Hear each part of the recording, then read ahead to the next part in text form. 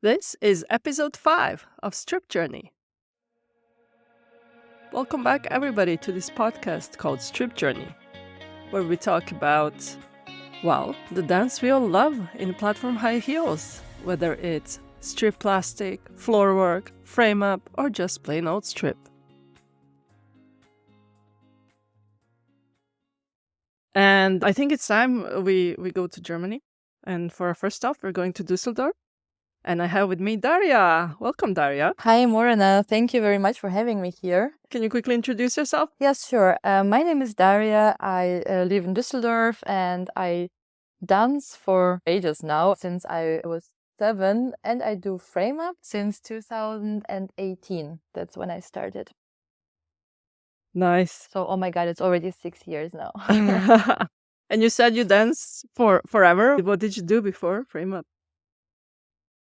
I come from Russia. I was born there, so I did a lot of classical ballet stuff and some jazz modern, and I kept on doing jazz modern. When I came to Germany, it still was something which helped me become friends with people who share the same hobby and the same love for dancing with me. Nice. And then tell me, how did you end up in frame up? Oh my God, how did I end up in frame up? Good question. To be honest, now I cannot imagine my life without it, but there was a long distance to get where I'm at now. I first started with pole, with just classical like pole dance, and then I saw girls with these shoes. And yeah, as someone said, you start with pole and you like it, and then you take the shoes, or you love the shoes from the beginning. And I definitely went there for the sexy stuff, for the lines, for the good looks. That's what catched me and why I stayed and started doing more pole, and also the community. I really like and appreciate the pole dance community. Then from pole dance, how did you lose the pole?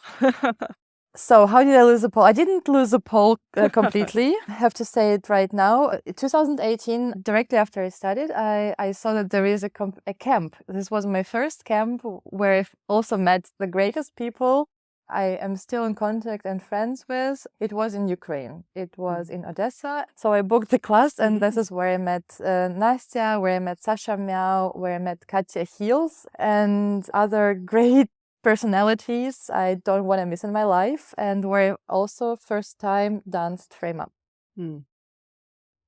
How did it feel to do it for the first time? All the classes in this camp were crazy.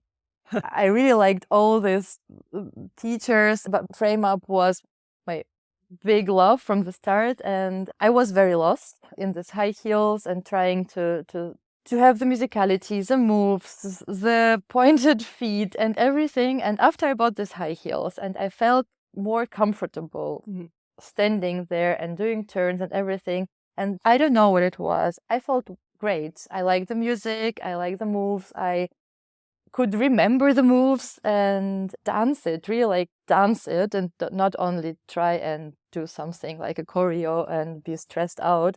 And the biggest surprise was for me that after Nastya selected me, I think it was because I really enjoyed myself, not because it was very good or whatever. This motivation was crazy because I never expected, this to come my way.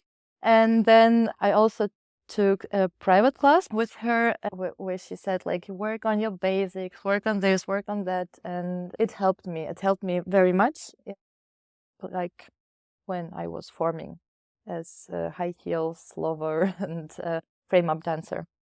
And then what? Then you went back after the camp, and did you take classes? I went back after the camp, and I mean, there was nothing you could take classes.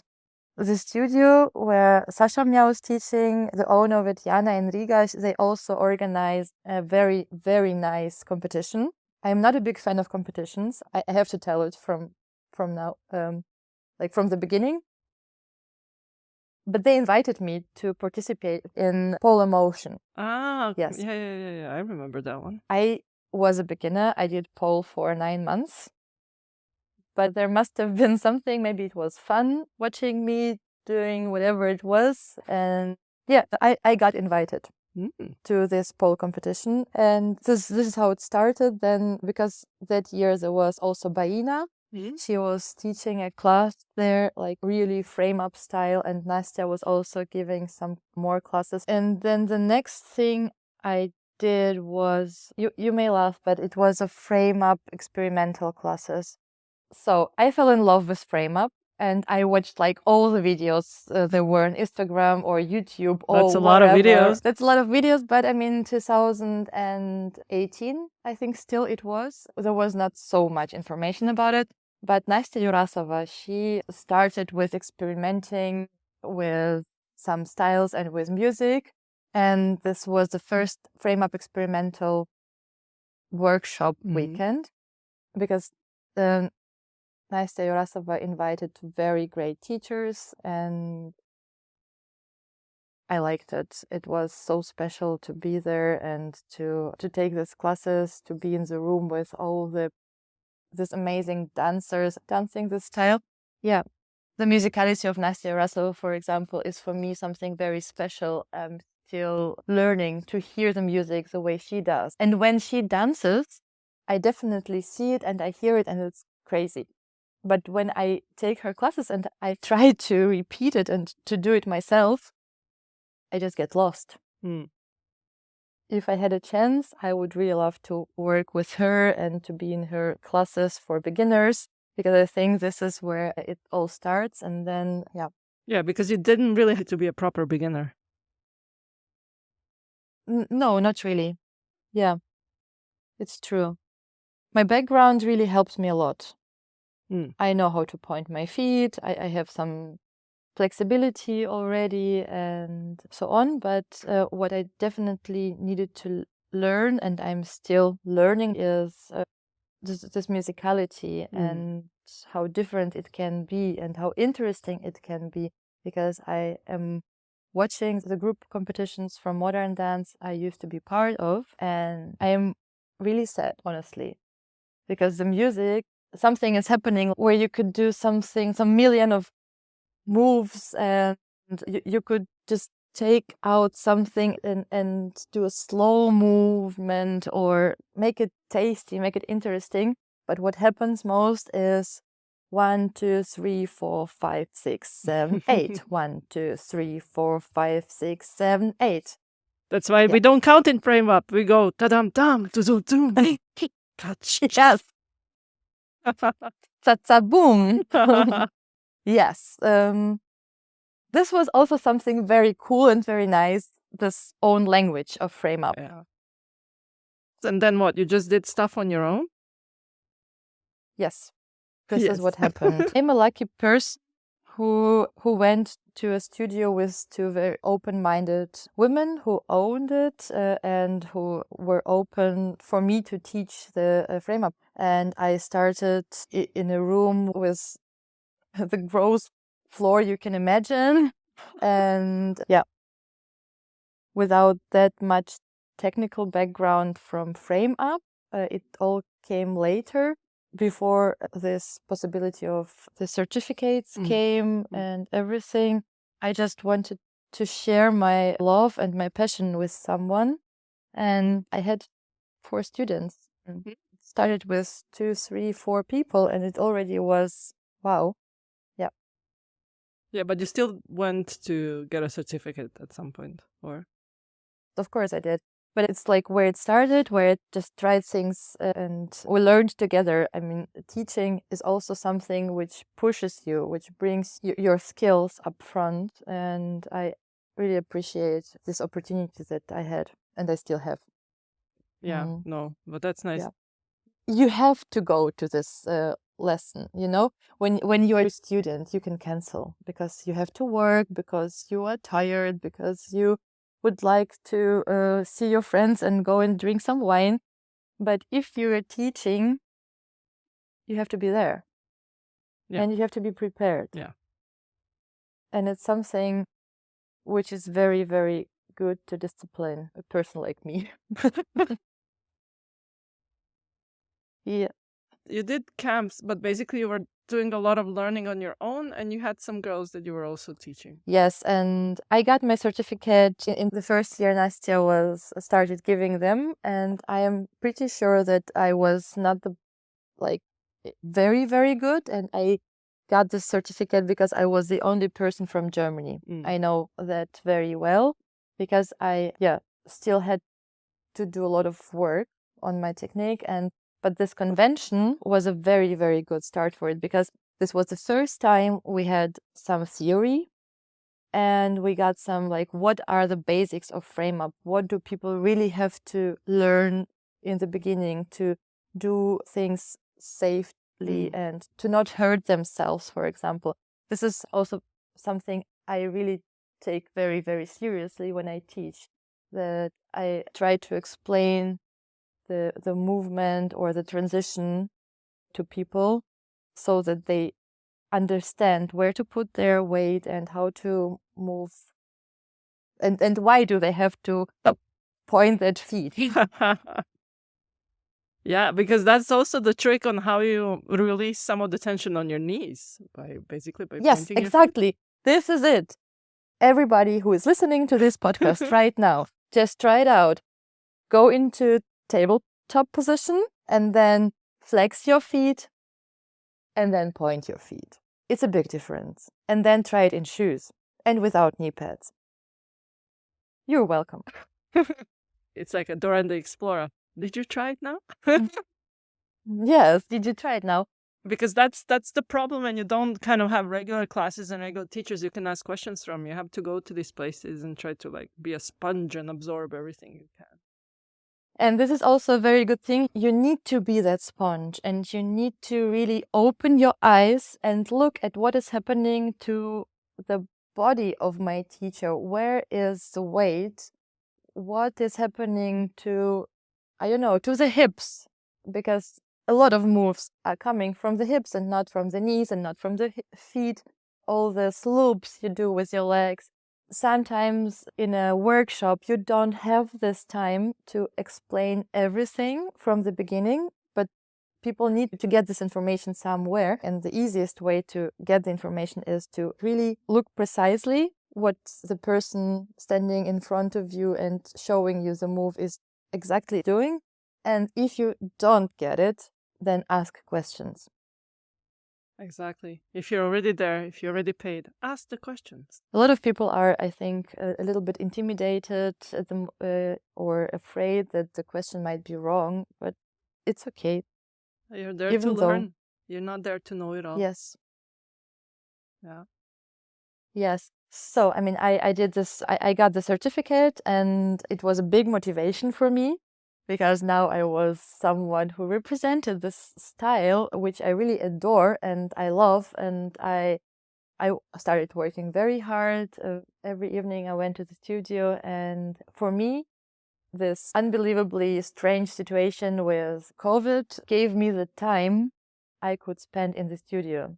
I was a lucky person who had the permission to come to the studio because I started teaching online. We needed something to keep our students entertained Yeah. and also just to give them something, because this period of time was unbelievable for all of us. And I think I would have gone insane if I didn't have this and if I didn't have the possibility to leave my home, go to another room, to connect to people, even if it's only online, but to give them something and to move with them. In how many homes we all were during this time. Small space choreography without heels. Yeah, a lot of work.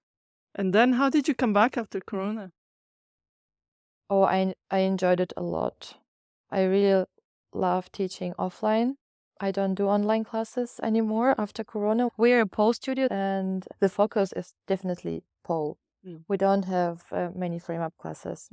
I only teach one choreography class, and I think from September I will also start doing a technique class because I see that it takes time to find the musicality and to do the choreo properly so that everybody is kind of liking what they do and feeling comfortable, but we miss the time to try some tricks, some jumps, to experiment. sometimes I try to give my students the possibility to also do some improvisation. Most people have a big problem with this. It's a skill, and it's a skill you need to train. So, I mean, after I came from the convention, I was motivated a lot and to put myself out there and to go and find a connection to other dancing people here in Dusseldorf. I went to a project for people with dancing different styles and improvising. And honestly, I mean, I tried this and then I went to some jam sessions. But when you're the only person wearing heels in a group like this, most people are intimidated or just looking at you like you're an alien. I found some very nice people I talked to and I connected to, but not in a way I wished it would be. And so I think if I pushed harder and maybe also motivated some more people to go with me, it would be different and it could have been like more satisfying also for me. But I kind of didn't have the strength to do this. And I thought like, okay, then I will try and build a safe space in our studio so that people can come and people can just do whatever they want. They can try it. They don't have to be perfect. They just need to be brave and to try it. And now, I mean, people from different styles, people from voguing classes, people from this community are coming. So how did all this work and all this connecting with other groups, how did you end up with Lola Land? Okay, Lola Land. Lola Land is a project I started 2022 with a friend of mine who is Lola. His name is Maurice. It's my great friend and a beautiful artist who is doing drag as alias Lola Land. We met in the studio. We actually live like door to door and we never met on the street. I don't know how this is possible, but we met in the studio. We were a little bit suspicious of each other at the beginning. And then, yeah, we offered a charity workshop for Aidshilfe. It's an organization for a gay community and they're helping people who have AIDS. So we just did a charity workshop to raise some money and then we did some more stuff. And every time people were asking like, wow, it's cool. We are not ready to do it ourselves, but we would like to see it. Where can we see you performing? Maurice and I started thinking of what we can maybe do, what is the aesthetics we like, and we found out that we are on the same page in many things. And so this is how Lola Land was born. Lola is the host of the show. This is why it's Lola Land. And it's a place where you can live your weirdest, your sexiest, your special dreams. The goal was and still is to have a beautiful stage, to give people a professional stage with nice lights, with good sound, and with very lovely and nice audience. Because I mean, I really love our audience. It's like a community we have by now, which is, yeah, still judgy in a way, but which is also very supportive. And this is how we started. So you pulled out all the stops and made a big stage show. Yes. As a friend of mine said, you're a little bit crazy, but you directly started big. And it was hard because, I mean, when you start something like that, you don't know what might happen and if it will all work or it will not. And we made many mistakes for sure. But yeah, we put ourselves out there and it was just amazing. The first edition, it was very special because we had a lot of problems with the lights, for example. For frame up, it was not perfect at all because in some parts lights were on stage, which is just the fuck up when you do so many things on the floor. We were worried if it will all work the way we want it to be and our guests will like it and our audience will like it because I mean, we had beautiful people performing in our stage in pole dance, in frame up. That's frame up, or that you dance in platform heels. I wished I could do more, and I wished I could do more group pieces, but the stage we are working with now is very small. It's cool for the show because they have this beautiful lights and there is a balcony and you can do cool stuff with it, but it's not perfect for frame up. It's okay when you have 5 people on stage wearing platform heels, but not more. With high heels, it's better, it's easier. In the show, we try to show frame up from different angles. We do the sexy style, definitely, but we also try to do a little bit of, experimental, if you want to call it this way, or just, it's still sexy for people who are not used to it. Some friends of mine who attended our first show where I danced my favorite thing, the duo I made with Tanya, my friend from Munich. We just met for coffee for 10 minutes in Dusseldorf, and I told her a little bit about our plans, and I asked her, would you like to do something maybe with me together? And she was like, yes, let's do this. And it worked so good with us. I don't know if you already tried to choreograph with someone else. It's not always very easy, but we found our way very fast, and I enjoyed it so much dancing this part with her. And this moment on stage was so special that, and it was not sexy at all. The meaning we put into it was not about sexual tension or anything, but people found it so hot and they were like, okay, whatever. So guys, it's a style. It's just sexy. You can't run away from it, huh? You cannot. And it's also maybe some professional deformation. We dance it, we see it every day. We see people wearing heels, we see people wearing underwear or whatever this pole stuff it looks for normal. But when you are working with it every day, you stop seeing it. Your body is just, it's beautiful, and it's an instrument you can work with.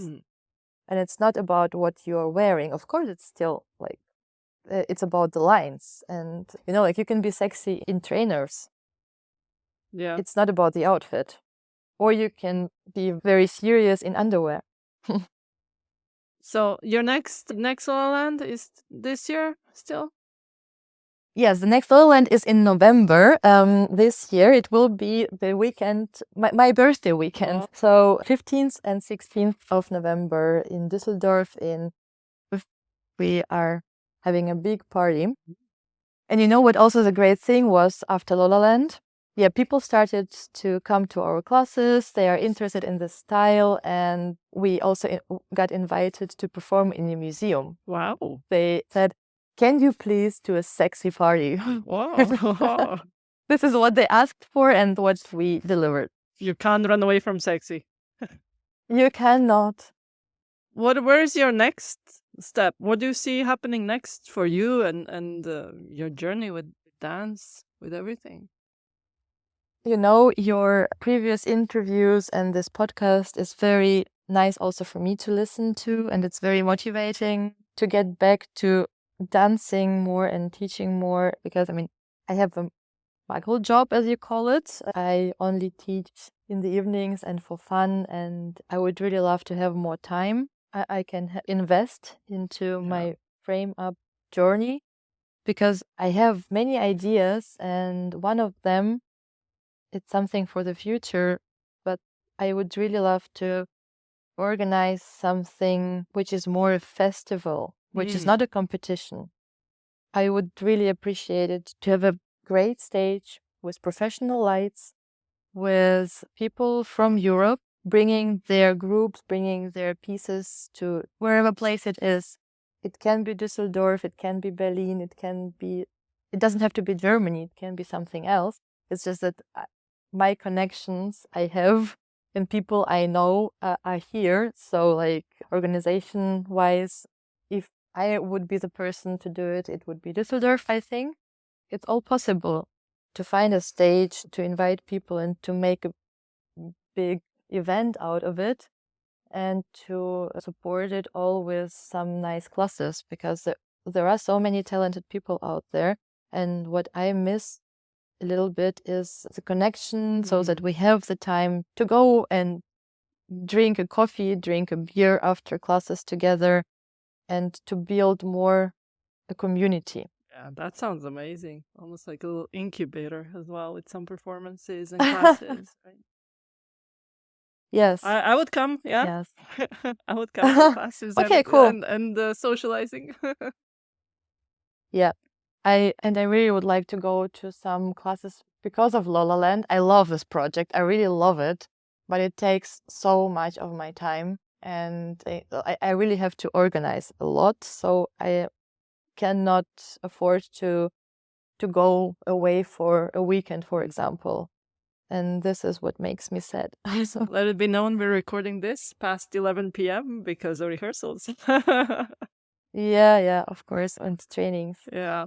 But when you think about your own kind of dance style, and what are some of the main things about your own style and your own preferences in dancing? I'm still looking for it. I think there is definitely something recognizable about me, but I definitely am still looking. And I don't know if it will ever stop. I know that I'm very leg-based, definitely. And I would like to change it. I would like to work with my upper body differently and more, and to take some time and to experiment with this. And for the show, what I found out, the easy things usually look the best. It's often like this. It's the same in pole and also in frame up, like when the audience is not from the dance world, they are all clapping when you do splits. And when you do something which is really hard, the audience is like really not getting it most of the time. So this is where competitions are nice. But then I think in our case, we would need a frame-up competition, because most people from other dance styles, they don't get it. They also think, oh, okay, she is on the floor most of the time. Why the hell? And what advice would you give people who want to try to learn? My advice is don't give up too early. Just first of all, if it's great if you already come to a class. You don't need heels. You only need knee pads. This is something I would really advise everyone to take. You only have one pair of knees, and don't expect that it's easy. It's different. It's different to everything you did before, I would say. That's why we love it. That's why we love it. And believe me, guys, one day you will stop thinking of your bruises, and if your feet are hurting or your knees are. I guess don't compare yourselves to others as well. We're all different. Don't compare yourself to others. You don't know where their journey started and why they are there where they are now. And ask questions. Please always ask questions. And as I said before, look at what people around you are doing. This is how you learn the most. By observing. Yeah, exactly. By observing and by really paying attention to the small details.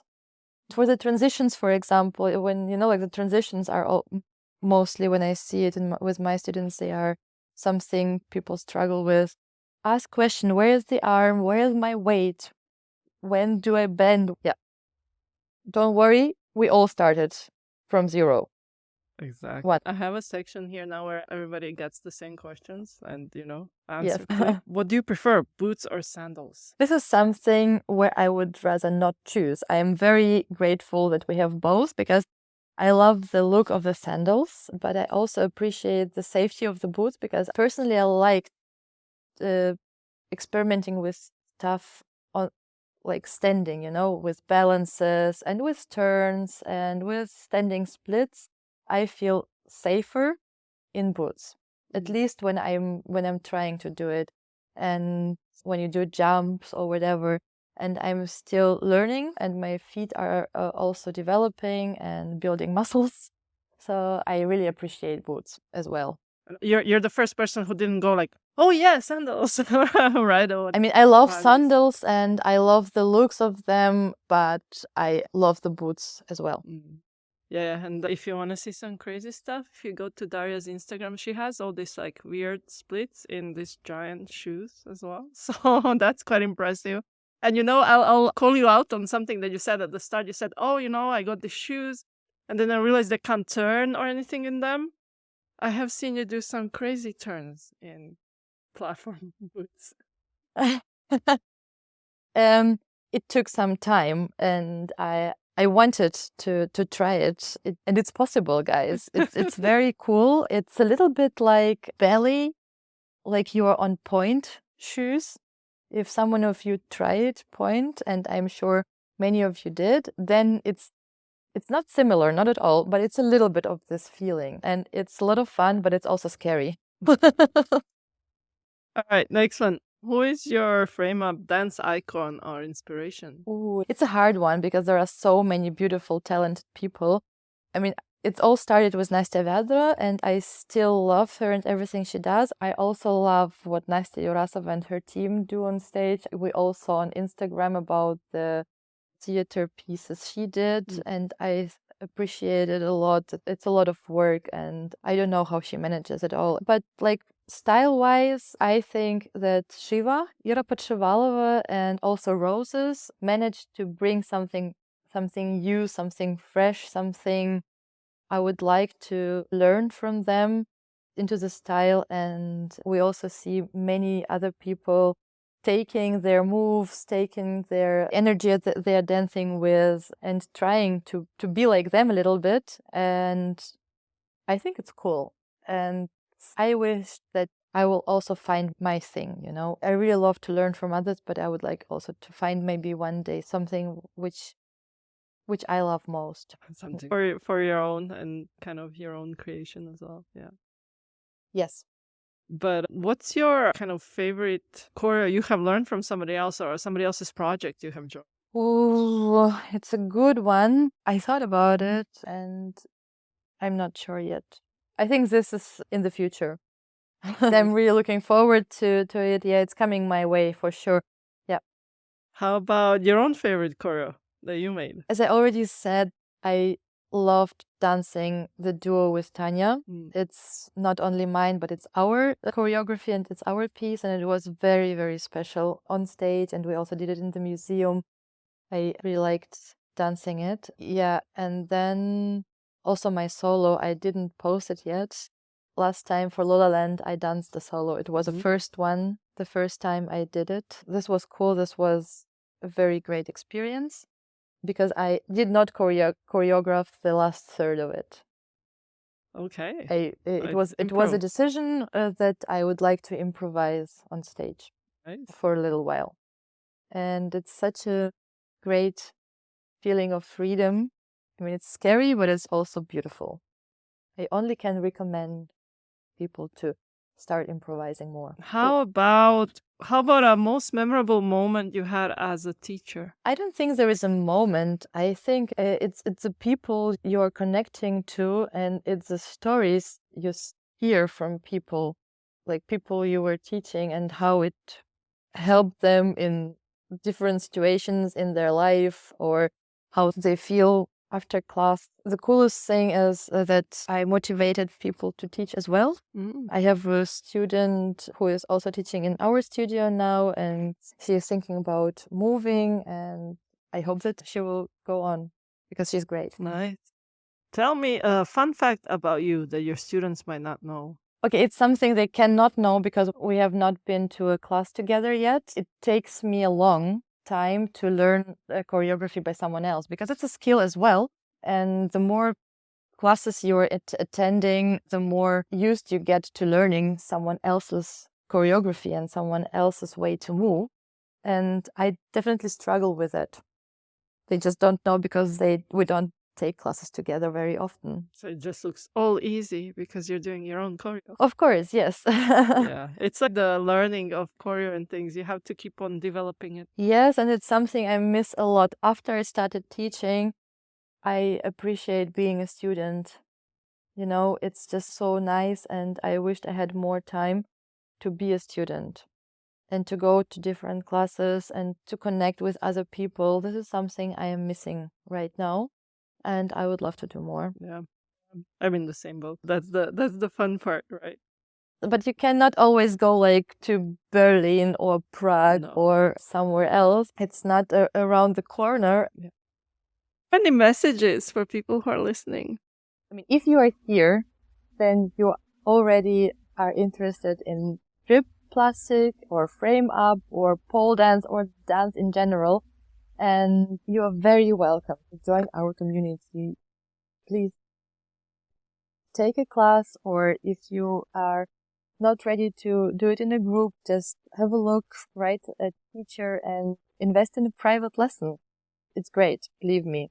It's a huge improvement. Every time I did it, I thought, wow, you have the opportunity to ask questions.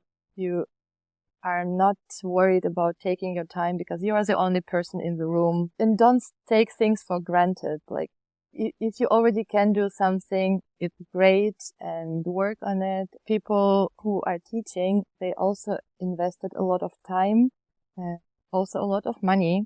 We all, be honest, it's something we never talk about, but to get there, to get yourself educated, takes you some investments.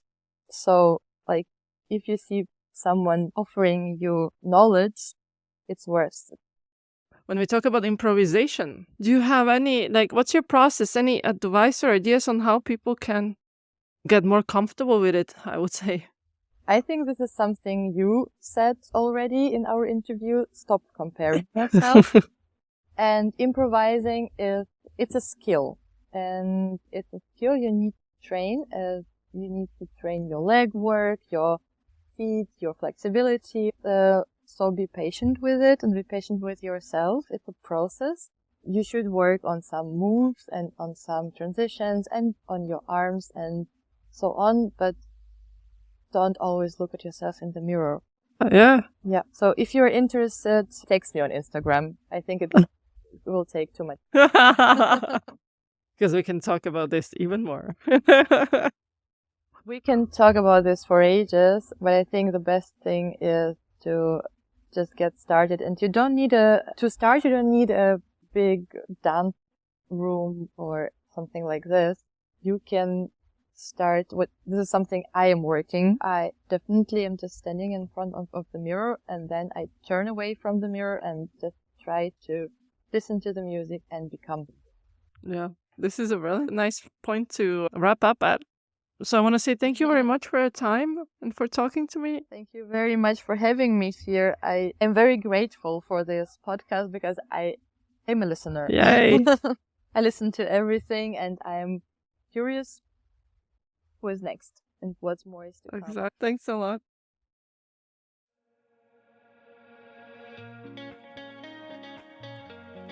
So it was nice to hear how a few steps inside a community can lead to something as big as a full-blown stage show.